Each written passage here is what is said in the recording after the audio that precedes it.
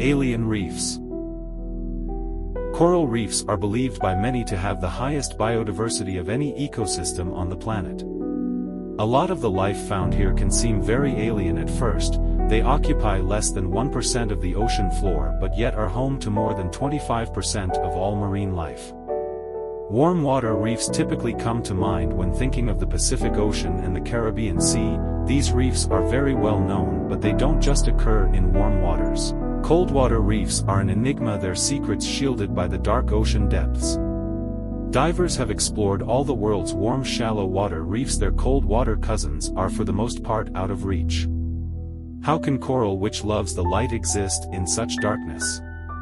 At 4,000 meters beneath the surface, what exactly is happening in these icy waters that we can't see?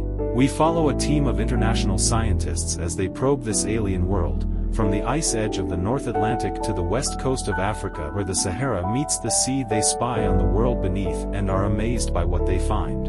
In this video, we are brought into this alien environment and discover for ourselves a strange, hidden world that is simply abundant with life, ranging from the weird to the wonderful.